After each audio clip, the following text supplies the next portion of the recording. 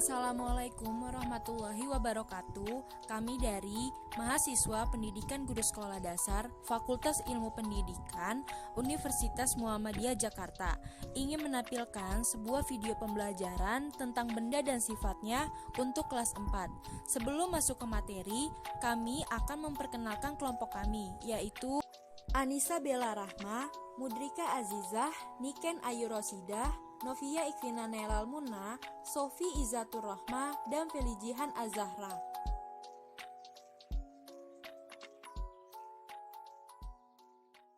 Profil sekolah, nama sekolah, Sekolah Dasar Ulu Jami 1 Pagi.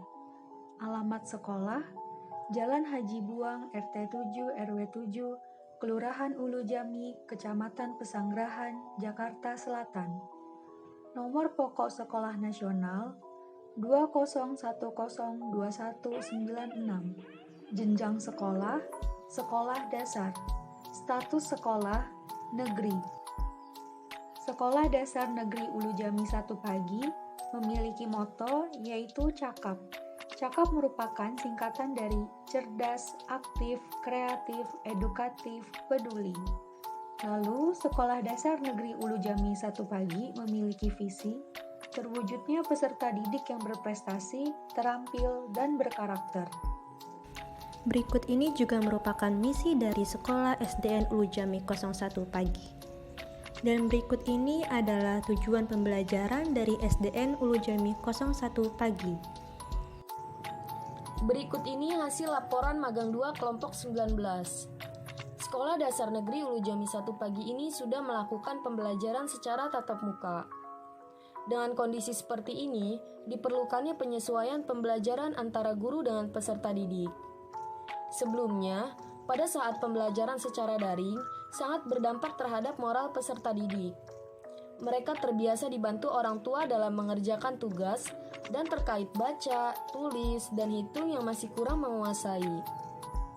Kendala yang dialami Sekolah Dasar Negeri Ulu Jami 1 Pagi ini terdapat pada kelas 4 mengenai mata pelajaran IPA terkait materi benda dan sifatnya.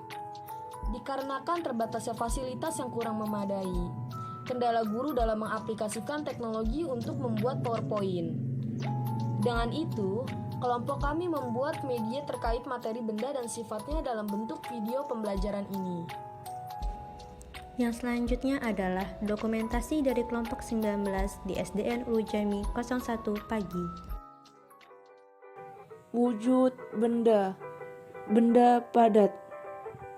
Benda padat adalah bentuk wujud benda yang memiliki wujud padat dengan massa dan menempati sebuah ruang atau berada pada volume tertentu. Sifat benda padat yang paling jelas adalah memiliki bentuk dan ukuran yang tetap sebelum akhirnya diberi tindakan untuk melakukan perubahan. Contoh benda padat. Yang pertama, meja. Yang kedua, buku. Yang ketiga, kursi. Yang keempat, lemari. Benda cair. Benda cair adalah benda yang dapat berubah bentuk mengikuti bentuk tempat yang menjadi wadahnya. Hal ini terjadi karena benda cair memiliki molekul yang bergerak bebas. Sifat benda cair adalah bentuknya selalu menyesuaikan wadahnya dan dapat mengalir. Contoh benda cair. Yang pertama, susu. Yang kedua, soda. Yang ketiga, minyak. Yang keempat, kecap. Benda gas. Benda gas adalah salah satu bentuk dan wujud zat benda yang mempunyai volume dan bentuk yang selalu berubah-ubah sesuai dengan wadahnya. Meskipun sulit dilihat dengan mata telanjang manusia, benda gas juga tidak bisa dipegang layaknya benda cair dan benda padat. Sifat benda gas adalah selalu mengisi ruang yang ditempatinya. Contoh benda gas. Yang pertama, balon. Yang kedua, balon udara.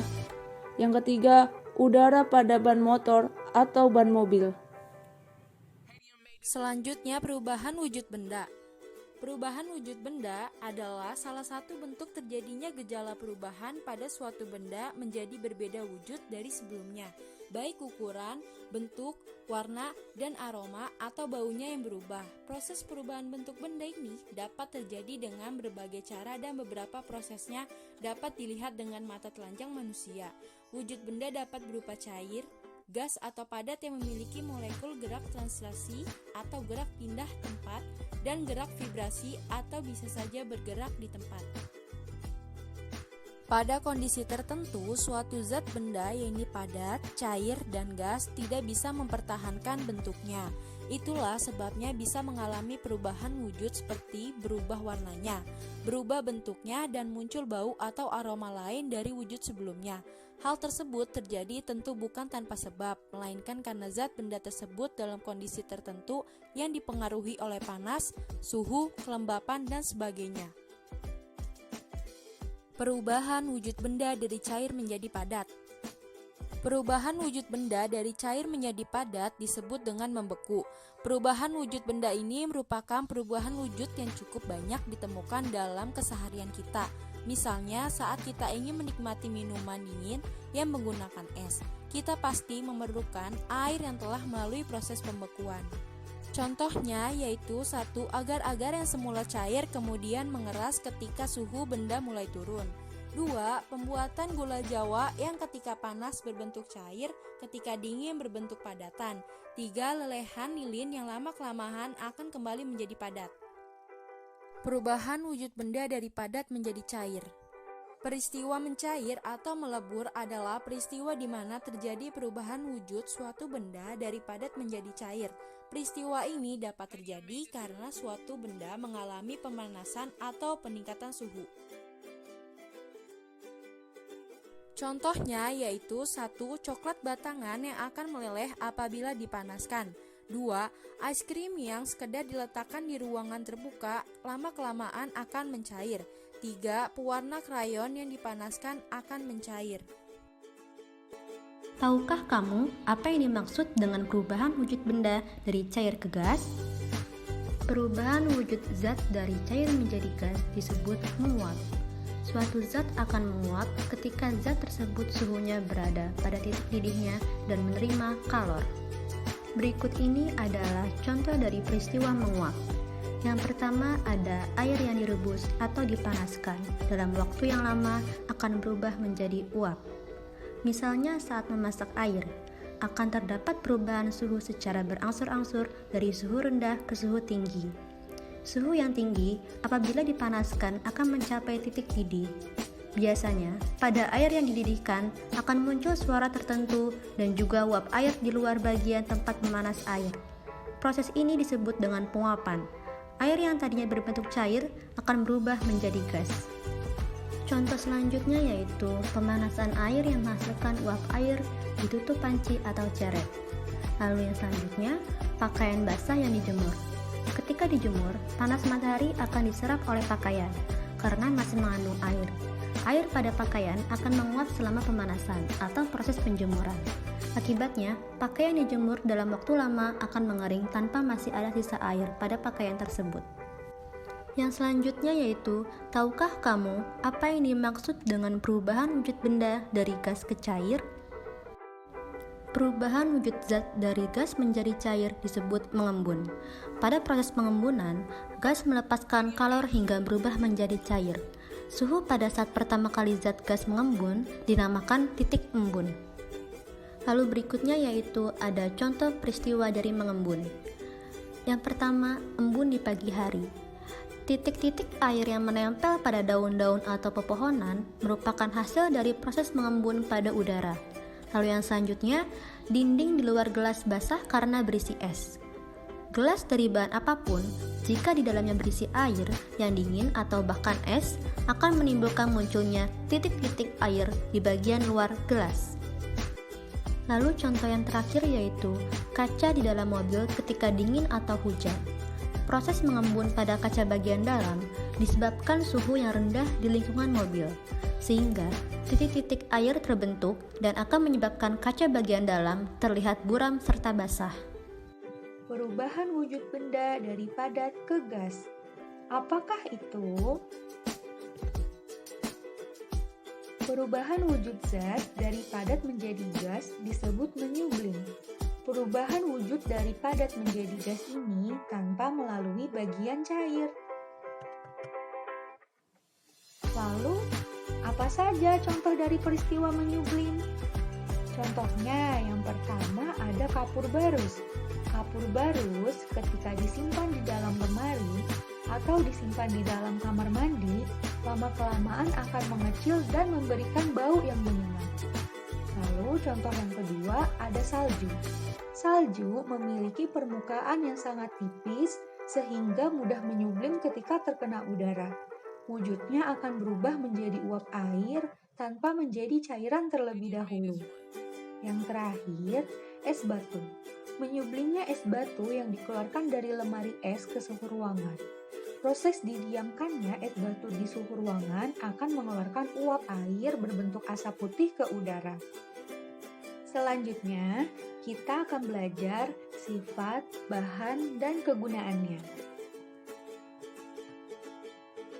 Yang pertama, ada logam.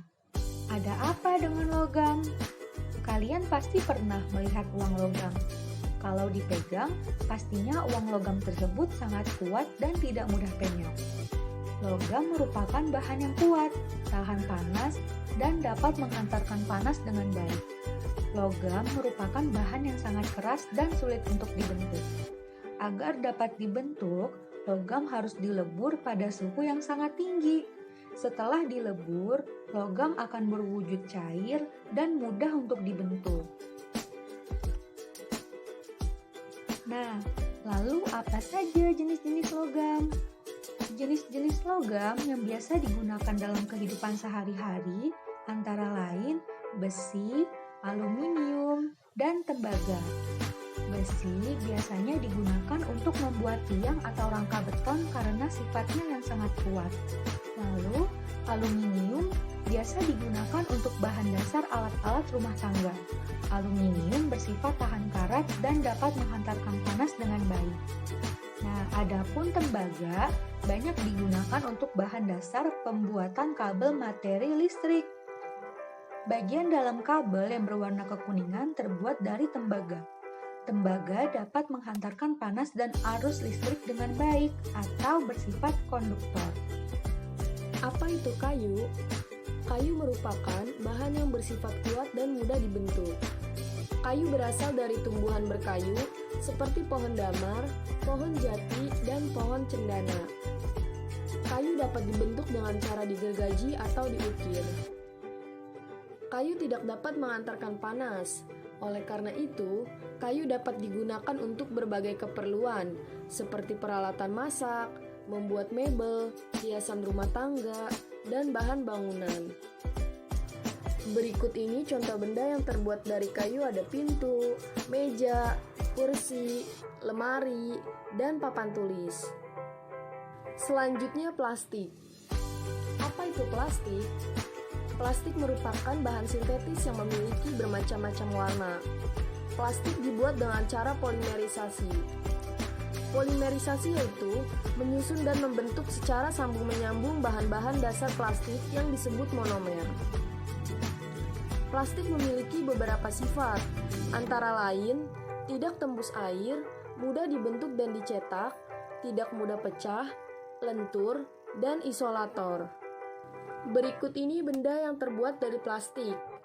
Benda-benda yang terbuat dari plastik yang biasa digunakan dalam kehidupan sehari-hari antara lain ember, gayung, kantong plastik, dan masih banyak lagi. Ember digunakan untuk menampung air. Ember juga seringkali digunakan untuk mencuci atau sebagai pengganti bak mandi. Gayung salah satu benda yang kita butuhkan saat mandi. Gayung juga berfungsi untuk menampung air bersih saat ingin membilas sabun. Dan yang terakhir ada kantong plastik. Berfungsi untuk menampung semua barang yang akan dibawa atau yang sudah dibeli. Karet. Apa itu karet? Karet adalah bahan yang digunakan untuk berbagai macam benda yang berasal dari pohon karet. Karet memiliki beberapa sifat, antara lain 1. Kuat, lentur, dan elastis. 2. Karet tidak tahan api Artinya, karet akan meleleh jika dipanaskan. 3. Karet bersifat isolator. 4. Karet tidak tembus air. Karet bersifat kuat dan lentur. Karet juga bersifat elastis. Artinya, karet dapat ditarik memanjang dan jika dilepaskan akan kembali ke bentuk semula. Oleh karena itu, karet dimanfaatkan untuk berbagai keperluan, misalnya membuat ban, alas sepatu, dan pembungkus kabel. Meskipun karet bersifat kuat dan lentur, tetapi tidak tahan api. Ingatlah, jangan sampai peralatan di rumahmu yang terbuat dari karet terkena api ya, karena karet yang terkena api akan meleleh. Berdasarkan sifatnya, kegunaan karet adalah sebagai berikut. 1. Karet sebagai bahan pembuat ban dan balon karena sifatnya yang elastis. 2. Karet sebagai bahan pembuat peredam benturan karena sifatnya yang elastis. 3. Karet sebagai gagang alat-alat listrik karena sifatnya yang isolator listrik. 4. Karet sebagai bahan pembuat ember karena sifatnya yang kuat dan kedap air. 5. Karet sebagai bahan pembungkus kabel karena sifatnya yang isolator listrik.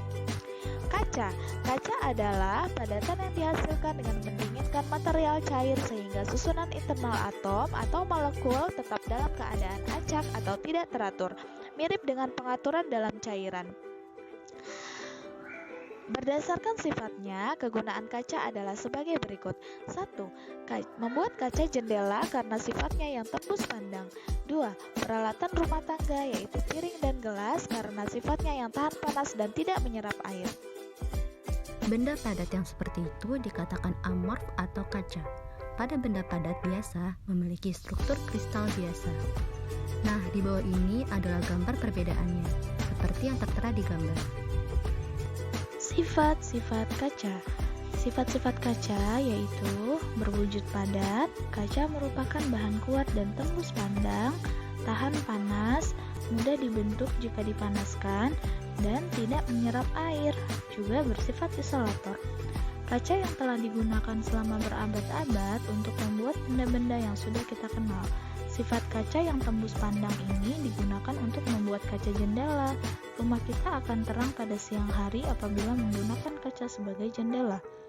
Kaca juga bisa dimanfaatkan sebagai peralatan rumah tangga, misalnya piring, gelas, dan teko.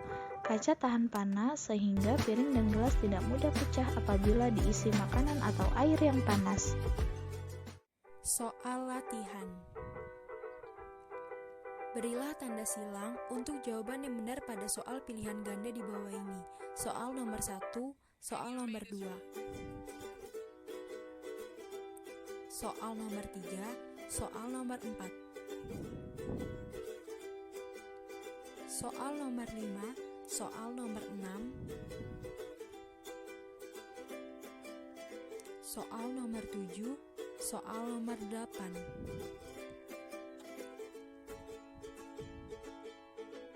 Soal nomor 9, soal nomor 10. Esai.